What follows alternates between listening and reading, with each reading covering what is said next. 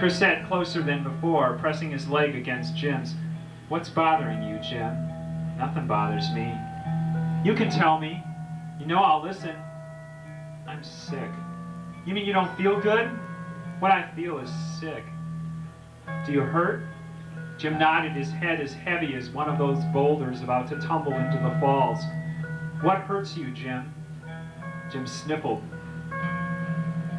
"You." Christopher stared, and his stare trailed like a highway of smoke above Jim's shoulder. Chris put his arm around Jim, and Jim crumpled against Chris like a burnt leaf. Chris smelled good as honey, like a boy would run a long way in the rain. Chris put his mouth near Jim's ear. "Did I ever tell you that I like you, Jim? I mean, I like everything about you." They sat close. They sat so close they bumped noses. "I mean, I even like that you're another boy." Jim swallowed hard, his face strawberry. His tongue throbbed against the backs of his teeth. His dick smiled.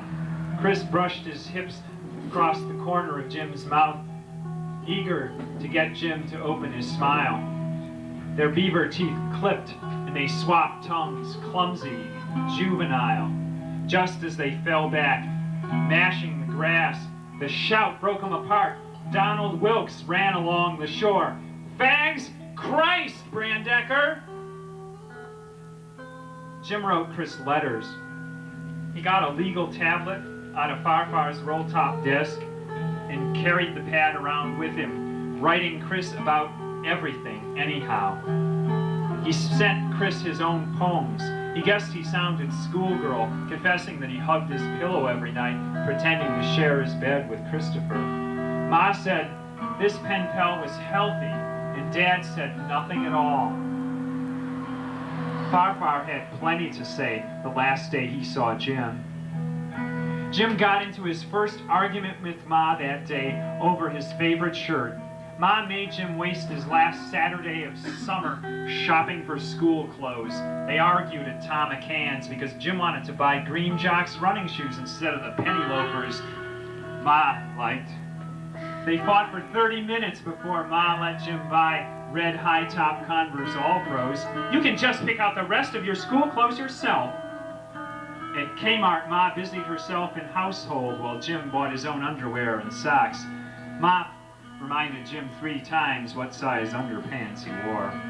Jim sheeped back and surprised Ma while she considered buying an imitation antique lamp. He handed over a wad of dollars, and Ma counted his change as she put the money back into her purse. "You've given me too much change, Jimmers. Were your socks on sale?" "No." "Did you buy 6 sets?" "Yup."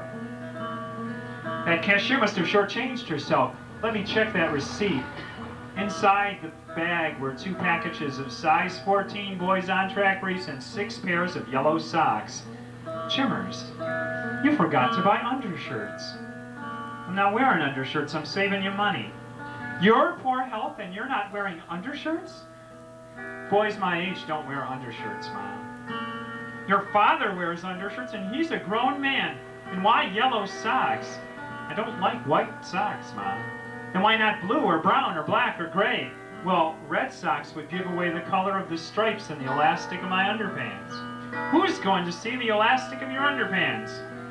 Finally, after Jim stormed away from the saleswoman at Hudson's who merely wanted to measure his inseam, they ended up at J.C. Penney shopping for shirts.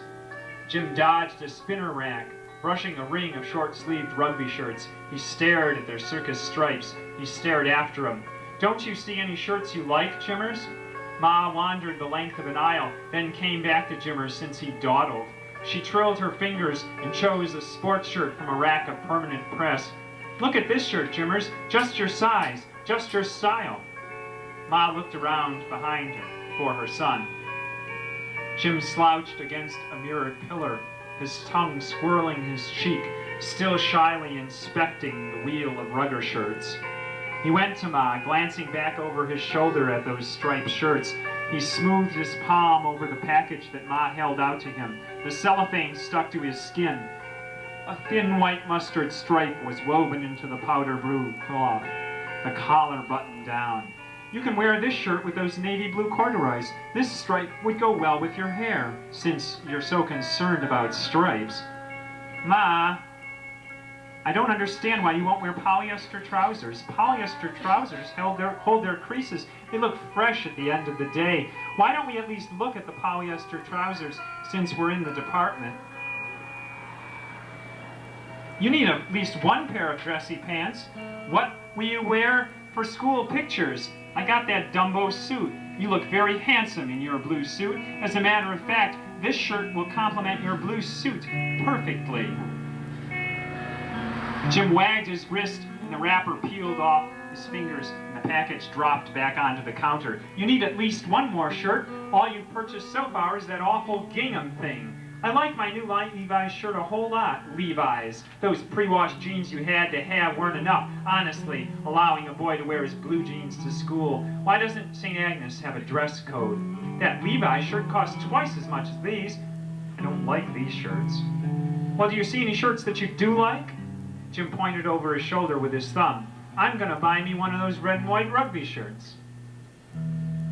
Uh-oh. No, sir. No son of mine is attending school dressed like an American flag.